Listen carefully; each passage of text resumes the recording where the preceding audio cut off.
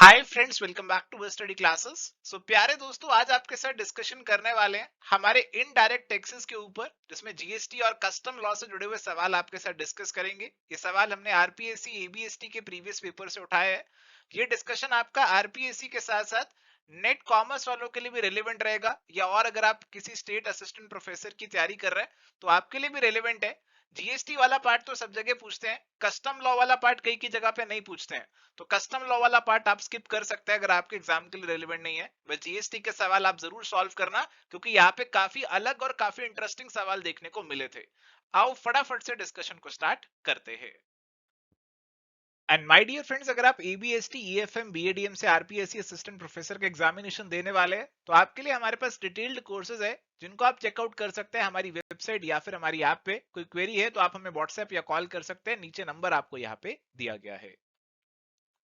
And ऐसे ही प्यारे दोस्तों, अगर आप यूजीसी नेट कॉमर्स मैनेजमेंट या फिर तैयारी कर रहे हैं पीजीटी कॉमर्स या असिस्टेंट प्रोफेसर कॉमर्स के लिए, तो भी हमारे पास डिफरेंट कोर्सेज है जिनको आप चेकआउट कर सकते हैं हमारी वेबसाइट या ऐप पे। कोई क्वेरी है तो आप हमें व्हाट्सएप या कॉल कर सकते हैं, नीचे नंबर आपको यहाँ पे दिया गया है।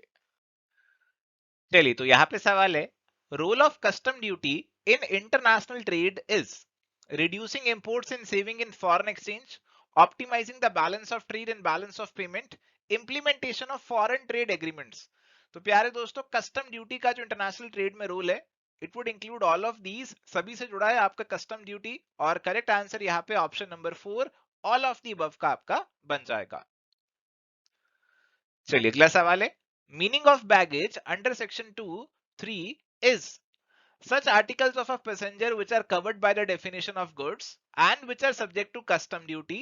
Such articles may be carried on by the passenger with him, or it may be dispatched from abroad as baggage before or after the departure of the passenger.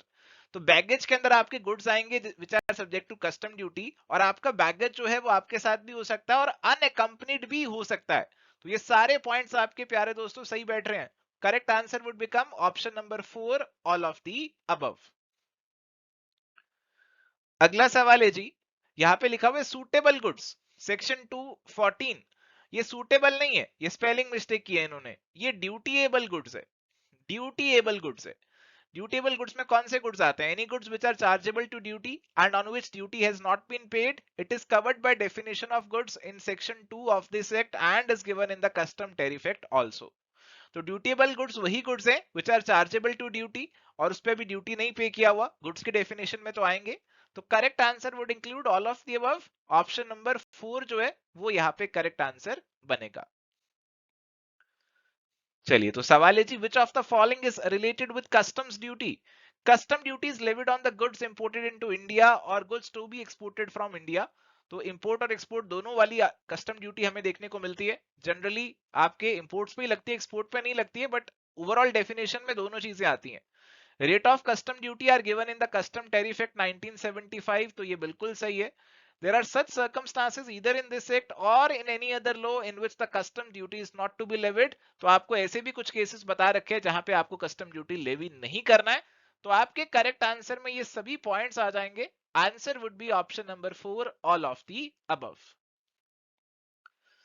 चलिए, अब अगला सवाल है, provisions of the import duty on import of tobacco and its products are additional duty of customs under section 3(1), integrated GST under section 3(7), GST compensation cess under section 3(9), all of the above।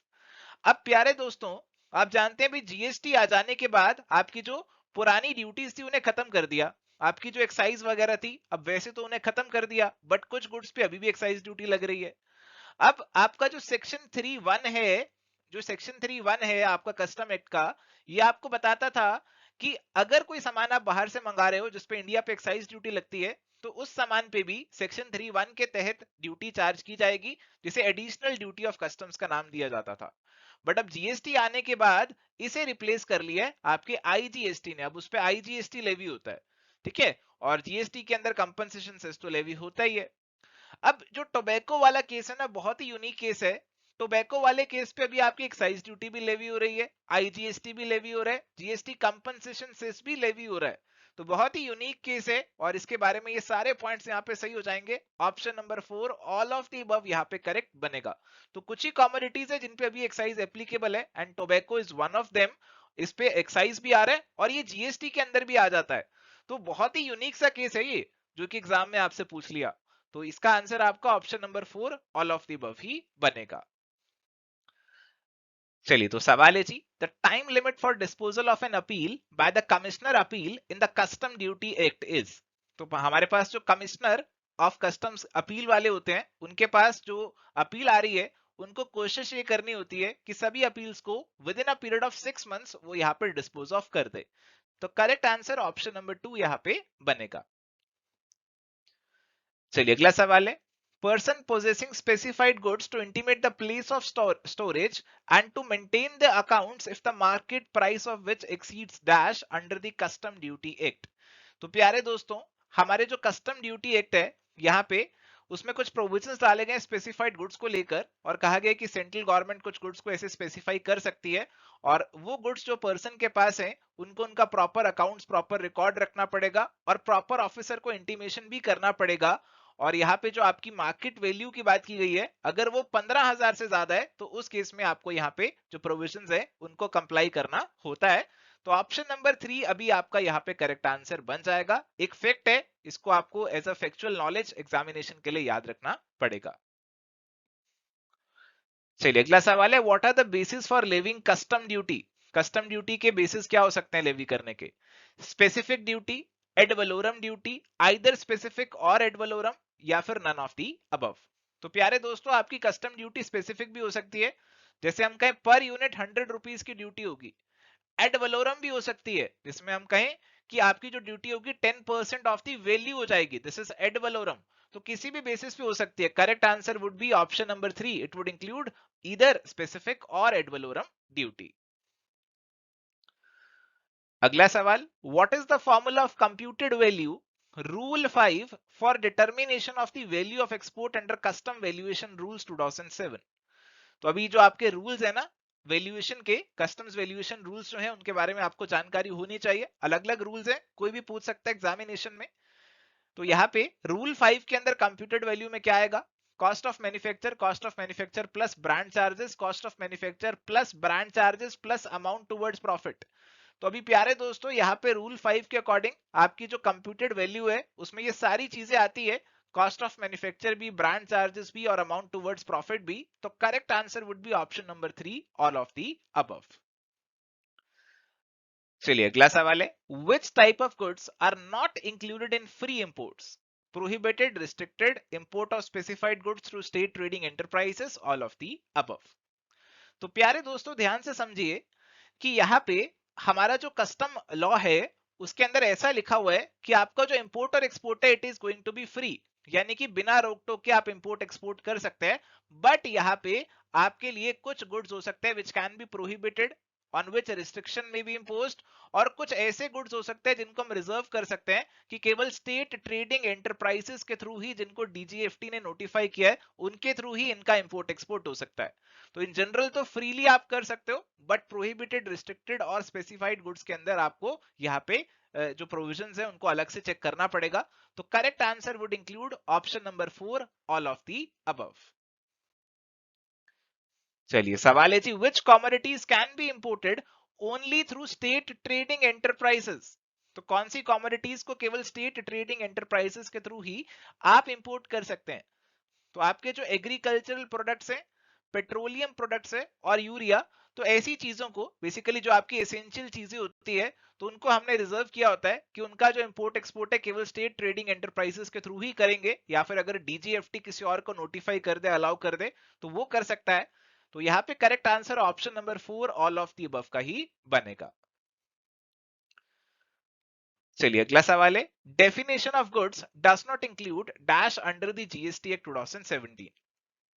आपकी definition of goods में क्या चीज यहाँ पे नहीं आती है? Actionable claims, growing crops, grass and things attached to or forming part of the land which are agreed to be severed before supply or under a contract of supply, money and securities, या फिर none of the above। तो प्यारे दोस्तों, आपके जो definition of goods दी है GST act के अंदर, उसके अंदर मनी और सिक्योरिटीज को इंक्लूड नहीं किया जाता है। और इसके लिए करेक्ट आंसर ऑप्शन 3 यहाँ पे आपका बनेगा। चलिए, तो यहाँ पे सवाल है, definition of services does not include dash under the GST act 2017, facilitating or arranging transactions in securities, conversion of a note of rupees 2000 into the notes of rupees 500 for which no consideration is paid, conversion of foreign currency into Indian currency for which commission is payable, issuing bank draft for exchanging of money for which commission is payable। तो services की जो definition आपके GST law में दे रखी है, तो उसके अंदर बताया गया कि आपकी जो सारी एक्टिविटीज है वो इसके अंदर आ जाती है, बट आपकी कंसीडरेशन का होना बहुत जरूरी है। अगर आप एक डिनोमिनेशन को दूसरी में कन्वर्ट कर रहे हो, जिसके लिए आप कंसीडरेशन चार्ज कर रहे हो, then it is going to come under the definition of services, okay, under the GST law. But यहाँ पे 2000 के 500 में कन्वर्ट कर रहे हैं, जिसके लिए कोई कंसीडरेशन चार्ज नहीं हो रहा, तो this is not going to become a service as per the GST law. तो करेक्ट आंसर आपका ऑप्शन नंबर 2 बनेगा, because it is not included under services under the GST act 2017।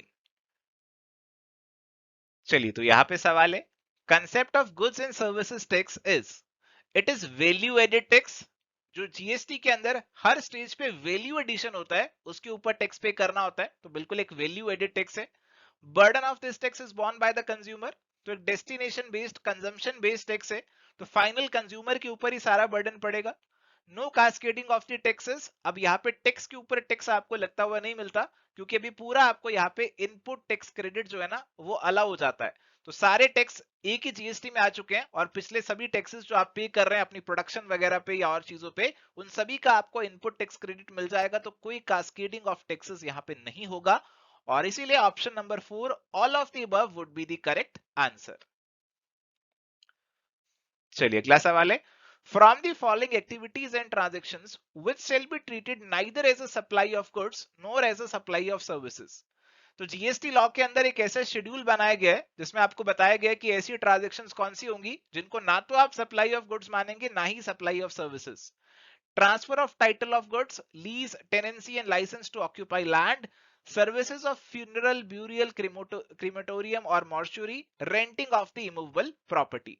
तो प्यारे दोस्तों, यहाँ पे हमारे पास services of the funeral, burial, crematorium और मॉर्चुरी, इनको यहाँ पे इस शेड्यूल में इंक्लूड किया गया कि ना ही सप्लाई ऑफ गुड्स है ना ही सप्लाई ऑफ सर्विसेज है, और इसीलिए करेक्ट आंसर यहाँ पे आपका ऑप्शन नंबर 3 का बन जाएगा।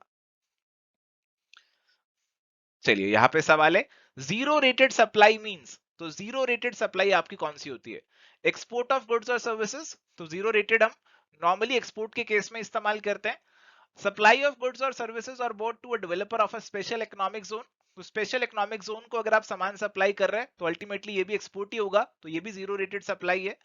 Supply of goods or services or both to any unit established in a special economic zone, तो ये भी आपका स्पेशल इकोनॉमिक जोन वाला केस आ गया, तो ये सभी आपके जीरो रेटेड सप्लाई के दायरे में आ जाएंगे। Option 4 would be the correct answer. तो आपको ध्यान ये रखना है कि जो जीरो रेटेड सप्लाई है और जो आपकी निल रेटेड सप्लाई है, ये दोनों सेम नहीं है, ये दोनों अलग अलग होती है।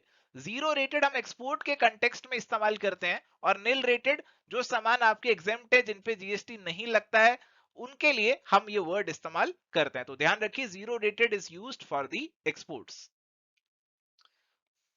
If the supply of goods and services is interstate then only, अगर आपका इंटरस्टेट सप्लाई है गुड्स एंड सर्विसेज का, तो कौन सा टैक्स लेवी करेंगे? देखो, अगर आपका लोकल सप्लाई है विद इन स्टेट तो फिर सीजीएसटी, एसजीएसटी, बट अगर इंटरस्टेट है तो उस केस में आईजीएसटी यानी कि integrated goods and services tax shall be imposed. So correct answer would be option number 1। Provisions of section 9(1) of the GST Act 2017 shall not be applicable on, तो ये आपका बेसिकली जो जीएसटी का levy वाला section है उसकी बात कर रहे हैं। तो अभी आपको बेसिकली बताना है कि किस पे जीएसटी लेवी नहीं होता है। Sale of alcoholic liquor for human consumption, तो ये भी जीएसटी के दायरे में नहीं है। पेट्रोलियम प्रोडक्ट्स भी अभी जीएसटी के दायरे में नहीं है। Cell purchase of shares and debentures of the company, तो आप जानते हैं कि जो सिक्योरिटीज वगैरह वो भी जीएसटी के दायरे में नहीं आती है, और ये सभी जीएसटी के दायरे में नहीं आएंगी, तो correct answer would include option number 4 all of the above. चलिए, अब यहां पे सवाल है, Ram supplied certain goods to Ganesh on sale और return basis, he removed the goods on 1 September 2020 which reached to Ganesh on 5 September 2020 along with invoice dated 2 September 2020. Ganesh sent his acceptance of the goods on 18th October. Ram received the amount of the goods on 29th October. Determine the time of supply of goods by Ram to Ganesh. तो प्यारे दोस्तों, यहाँ पे जो GST के अंदर time of supply है उसको डिटरमाइन करना बहुत जरूरी है, क्योंकि जिस टाइम आप सप्लाई करेंगे उसी टाइम आपको जीएसटी पे करना पड़ेगा। अब आपका जो टाइम ऑफ सप्लाई है it depends on two things. Number one is the date of the invoice and number two is the receipt of the payment. इनमें से जो भी पहले हो गया विच एवर इज अर्लियर वो आपका टाइम ऑफ सप्लाई बन जाएगा। अब इस केस में जो इनवॉइस का डेट है वो 2 सितंबर 2020 बताया और हमें जो पेमेंट आई है वो 29 अक्टूबर 20 को आई है। तो इनमें से अर्लियर कौन सा है? 2 September 2020, and this would become the time of supply. In this case, option 1 would be the correct answer. चलिए यहाँ पे सवाल है, coaching institute provides 6 monthly coaching service for competitive examination. The recipient of the coaching services is required to pay monthly rupees 20,000 within 20 days from the date of commencement of each calendar month. Coaching Institute generally issues invoice at the beginning of every month. For the month of January 2020, the Coaching Institute issued invoice on 13th January 2020 and coaching receiver paid the amount on 17th January 2020. Determine the time of supply of coaching services provided by the Coaching Institute for the month of January 2020. तो प्यारे दोस्तों, यही फंडा आप यहाँ पे भी apply करेंगे। यहाँ पे भी आपका बिल्कुल सेम फंडा लगेगा। यहाँ पे भी आपको क्या देखना है? यहाँ पे आपको देखना है कि आपका डेट ऑफ इनवॉइस और date of payment received whichever is earlier. तो इनवॉइस का जो डेट है आपका वो यहाँ पे 13 जनवरी का आपको बता रखा है सवाल के अंदर, और आपकी जो डेट ऑफ पेमेंट है वो यहाँ पे 17 जनवरी है। इन दोनों में से पहले 13 जनवरी की डेट आती है। तो करेक्ट आंसर आपका ऑप्शन नंबर 2 का यहाँ पे बन जाएगा। चलिए, तो यहाँ पे सवाल है, value of the taxable supplies is determined. Value of the taxable supply is the transaction value which has been actually paid or is payable. The supplier and recipient of supply are not related person. That is, they are related persons. Then general provisions shall not be applicable. Separate provisions shall apply. Price is the sole consideration for the supply. That is, if there are other factors influencing the supply, then different provisions shall apply. All of the above. तो प्यारे दोस्तों, GST के अंदर आपकी जो taxable value है वो आपको पहचाननी है, और टैक्सेबल वैल्यू मतलब आपकी ट्रांजैक्शन वैल्यू, मतलब जिस वैल्यू पे आपको सामान को खरीद रहे हो, बेच रहे हो, वो ट्रांजैक्शन वैल्यू है। बट आपके जो सप्लायर और रिसिपिएंट है वो रिलेटेड नहीं होने चाहिए, और साथ ही आपका जो प्राइस है that should be the only consideration. आप अगर कोई सामान खरीद रहे हैं तो उसके बदले केवल पैसा दे रहे हैं, पैसे के अलावा और कुछ नहीं दे रहे, तो ये assumptions के बेसिस पे डिटरमाइन होती है आपकी टैक्सेबल सप्लाई की वैल्यू। तो answer would include all of the above. Option number 4 would be the correct answer. From the following purchases, find out that purchase on which input tax credit is admissible during the month of January 2021 of XYZ Limited. Goods purchased without invoice. देखो, आपको जो input tax credit मिलता है वो invoice के basis पे मिलता है, तो इस पे तो नहीं मिलेगा। Purchase of the goods not to be used for business purpose. तो जो सामान आपने बिजनेस के लिए खरीदा आप उसी का इनपुट टैक्स क्रेडिट ले सकते हो, पर्सनल वाले का आपको इनपुट टैक्स क्रेडिट नहीं मिलता है। Goods purchased against valid invoice from ABC limited, tax has been deposited by ABC Limited. XYZ Limited has made payment to ABC Limited for such purchase in the month of January. तो ये वाला आपका बिल्कुल genuine वाला है कि आपने ABC Limited से खरीदा है सामान को, उसकी पेमेंट भी कर दी है, उससे इनवॉइस भी आ गया है, तो यहाँ पे आप इनपुट टैक्स क्रेडिट ले सकते हैं। Goods purchased from a composition dealer without valid invoice. तो अगर आप किसी कॉम्पोजिशन स्कीम वाले से सामान खरीद के ला रहे हैं तो कॉम्पोजिशन स्कीम वाले तो एक फ्लैट रेट पे टैक्स दे देते हैं, वो आपको जो इनवॉइस इशू कर रहे हैं that is going to be a composition invoice and not a tax invoice. तो इस इनवॉइस पे भी आप इनपुट क्रेडिट क्लेम नहीं कर सकते हैं। तो ओनली ऑप्शन 3 पे आप इनपुट टैक्स क्रेडिट ले सकते हैं। Option 3 would be the correct answer. Compute the total input tax credit available with Bajaj Auto Limited, manufacturer of motorcycle, in respect of the following services availed by it in the month of March 2021. Sale promotion service 40,000, market research service 30,000, health insurance service provided to employees rupees 20,000. तो प्यारे दोस्तों, यहाँ पे जो हमें input tax credit मिलने वाला है वो कौन कौन सी सेवाओं के लिए मिलने वाला है ये हमसे यहाँ पे पूछ रहे हैं। तो आपकी जो सेल्स प्रमोशन की सर्विसेज है आपके बिजनेस से जुड़ी हुई है, मार्केट रिसर्च की सर्विसेज है वो भी आपके बिजनेस से जुड़ी हुई है, तो आप इस पे तो सीधा सीधा ले सकते हैं। बट जो आपकी हेल्थ इंश्योरेंस सर्विसेज है एम्प्लॉइज के लिए, उनको लेकर आपका जो सेक्शन 17(5) है जीएसटी का, उसमें रिस्ट्रिक्शन लगा रखी है कि हेल्थ इंश्योरेंस सेवाओं पे आप इनपुट टैक्स क्रेडिट नहीं ले सकते हैं। मेडिकल इंश्योरेंस, हेल्थ इंश्योरेंस पे आप इनपुट टैक्स क्रेडिट नहीं ले सकते हैं, और इसीलिए करेक्ट आंसर आपका ऑप्शन नंबर 2 का बनेगा। 40 + 30 को इंक्लूड करोगे आप, ये वाला 20 जो है इसको इंक्लूड नहीं करोगे। चलिए, तो यहां पे सवाल है, GST was implemented in India from, तो जीएसटी डे 1 जुलाई 2017, याद रखिएगा ये बहुत इंपॉर्टेंट तारीख है जीएसटी से जुड़ी हुई। तो correct answer would become option number 4। What does I in IGST stand for, तो आईजीएसटी आपका है integrated goods and services tax, तो आंसर ऑप्शन 3 बन जाएगा। The time limit for passing assessment order under section 62 of the GST Act 2017 and section 63 is, तो assessment order का time limit जो section 62 में दे रखा है, ये फिलहाल 5 साल का दे रखा है जो कि सेक्शन में लिखा हुआ है, बट इसमें गवर्नमेंट जो है कुछ टाइम टू टाइम चेंजेस भी करती रहती है, क्योंकि अभी जीएसटी एक नया ही लॉ है कंपैरेटिवली, और बीच में कुछ ना कुछ चेंजेस आते ही रहते हैं। तो फिलहाल इसका जो आंसर है that is going to become option number 3, 5 years.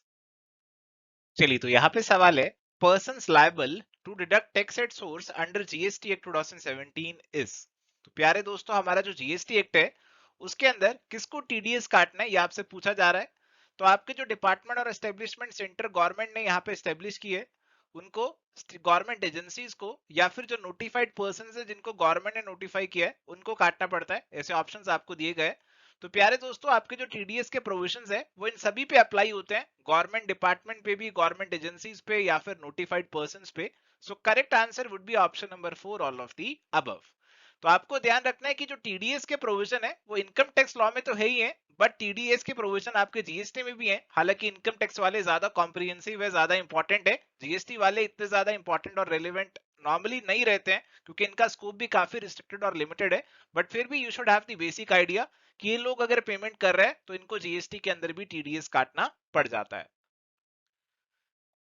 चलिए, तो यहाँ पे सवाल है, period of the retention of accounts from due date of the furnishing annual return is, तो प्यारे दोस्तों जीएसटी लॉ के अंदर आपको आपके जो अकाउंट्स रिटेन करके रखने हैं अपने पास, they have to be retained for a period of 72 months. 72 months तक आपको अपने अकाउंट्स रिटेन करके रखने हैं, यानी कि 6 सालों तक आपको अकाउंट्स रिटेन करके रखने हैं। तो correct answer would be option number 3, 72 months. Composition scheme is not applicable on, देखो जीएसटी लॉ के अंदर ना एक कॉम्पोजिशन स्कीम है कि जो छोटे आपके सर्विस सप्लायर हैं या गुड सप्लायर हैं जिनकी टर्नओवर कम रहती है, तो यहाँ पे वो इस कॉम्पोजिशन स्कीम को ऑप्ट कर सकते हैं और अपना जीएसटी चुका सकते हैं। बट उनके लिए कुछ रिस्ट्रिक्शन है। रिस्ट्रिक्शन ये है कि वो अपने ही स्टेट में रह के काम करेंगे, इंटर स्टेट सप्लाई अलाउड नहीं है उनको। Dealer of alcoholic liquor for human consumption, तो ये तो वैसे ही नहीं ले सकता क्योंकि जीएसटी के दायरे से ही बाहर है। पान मसाला का मैन्युफैक्चरर भी नहीं, ये नहीं ले सकता है। तो correct answer would become option number 4, all of the above, क्योंकि इनमें से कोई भी कॉम्पोजिशन स्कीम नहीं ले सकता। चलिए, तो यहाँ पे सवाल है जी, composition scheme is applicable for such small service suppliers and mixed suppliers who satisfies the basic conditions. The rate of tax for financial year 2020-21 will be, तो composition scheme अगर आपको ऑप्ट करना है तो उस केस में आपकी कुछ कंडीशंस पूरी होनी चाहिए, और यहाँ पे आपका रेट ऑफ टैक्स कम हो जाता है। सर्विस प्रोवाइडर्स के केस में ये रेट आपका 6% रहता है, और करेक्ट आंसर यहाँ पे ऑप्शन नंबर 2 का बन जाएगा। Find out the tax-free commodity goods under the GST Act 2017 out of the following, तो इनमें से जीएसटी किस पे नहीं लगेगा। पोटैटो एंड ऑनियन, तो आपकी जो सब्जियां हैं उस पे जीएसटी नहीं लगता है। आपका सब्जी वाला आपने नहीं देखा होगा जीएसटी लगा के आपको बिल बना के दे रहे, तो ऐसा नहीं होता है। तो यही आपका जीएसटी से बाहर हो जाएगा। बाकी बिस्किट, चॉकलेट, वेस्ट कॉटन, पान मसाला, ये सब पे तो जीएसटी लगी जाता है। तो ऑप्शन नंबर 1 आपका करेक्ट आंसर यहाँ पे बन जाएगा। If any amount of tax payable by a person to the government under the provisions of the GST Act 2017 is not paid, the officer can recover by the following modes: recovery by the deduction, recovery by the sale of goods, recovery through the sale of movable and immovable property, या फिर all of the above. तो प्यारे दोस्तों, अगर किसी person ने अभी सरकार को जीएसटी नहीं दिया है, तो उस केस में जो सरकार का जो ऑफिसर है वो उस डिफॉल्टर से जीएसटी कैसे रिकवर कर सकता है, यहाँ पे अगर उसके कोई पैसे सरकार ने देने हैं उसमें से डिडक्ट कर सकता है, उसका सामान बेच सकता है, उसकी प्रॉपर्टी बेच सकता है, सभी से रिकवर कर सकता है अपना टैक्स का अमाउंट। तो option number 4 all of the above जो है वो यहाँ पे आपका करेक्ट आंसर बन जाएगा। Integrated goods and services tax IGST is applicable on the sale of goods and services. बताइए जी, interstate sale in India, import of goods and services from out of India, one and two both, या फिर none of the above. तो IGST आपका interstate supply पे भी लगता है और इंपोर्ट पे भी लगता है। ठीक है जी, जो आप इंपोर्ट कर रहे हैं आपकी कस्टम लॉ के अंदर जो कैलकुलेशन चलती है उसके अंदर आपका आईजीएसटी भी लेवी होता है। ठीक है जी, तो इंपोर्ट पे भी लग रहा है, इंटरस्टेट पे भी लग रहा है। Option number 3 1 and 2 is going to be the correct answer. चलिए, तो अगला सवाल है, input tax credit is allowed to. तो इनपुट टैक्स क्रेडिट यानी कि आईटीसी किसको मिलता है? देखो, जीएसटी के अंदर क्या होता है कि आपने पीछे से जो सामान को परचेज किया उस पे जो जीएसटी आपने पे किया वो आप अपनी जो सेल का जीएसटी है उससे एडजस्ट कर लेते हैं। जो परचेज पे जीएसटी पे किया उसे इनपुट टैक्स क्रेडिट यहाँ पे बोला जाता है। तो ये इनपुट टैक्स क्रेडिट की एडजस्टमेंट कौन करेगा? Anyone who has paid tax, any registered person, any composite dealer, registered dealer under GST। देखो, आपका जो रजिस्टर्ड पर्सन होगा वही क्लेम कर सकता है। जीएसटी के अंदर जो रजिस्टर्ड डीलर होगा वही इनपुट टैक्स क्रेडिट को क्लेम कर सकता है। कॉम्पोजिशन वालों को तो ये वैसे भी अलाउड नहीं है। तो आपका जो बेस्ट आंसर बन रहा है वो ऑप्शन नंबर 4 बन रहा है। ये आपका बेस्ट मोस्ट अप्रोप्रिएट आंसर है। हालांकि 2 को भी कुछ लोग कह सकते हैं, बट 4 वाला ज्यादा अप्रोप्रिएट है। क्लैरिफाई किया जा रहा है कि रजिस्टर्ड है जीएसटी के अंदर। तो ऑप्शन नंबर 4 आपका करेक्ट आंसर यहाँ पे बन जाएगा। चलिए, तो सवाल है, GST is a matter of jurisdiction of. अभी जो जीएसटी है ना, ये आपका गुड्स एंड सर्विसेज टैक्स है और इसके अंदर आपका सेंटर और स्टेट दोनों का हिस्सा रहता है। तो ये आपका सेंट्रल और स्टेट गवर्नमेंट दोनों की जुरिस्डिक्शन का मैटर बन जाता है। Option number 3 both centre and state government आपका करेक्ट आंसर यहाँ पे बन जाएगा। So thank you my dear friends, ये था हमारा डिस्कशन आरपीएससी के प्रीवियस ईयर सवालों के ऊपर। कुछ सवाल आसान थे, कुछ थोड़े से टेढ़े थे, but I hope on the whole आपको डिस्कशन अच्छा लगा होगा, आपको सवाल समझ में आए होंगे। अगर आपको ये वीडियो अच्छा लगा तो एक रिक्वेस्ट है आपसे कि इस वीडियो को जरूर लाइक कर ले और हमारे चैनल को सब्सक्राइब भी कर ले, ताकि आपको फ्यूचर में ऐसे और क्लासेस भी मिलते रहे। आज के लिए इस सेशन में इतना ही, मिलेंगे नेक्स्ट सेशन में। Till then good bye, take care, all the best.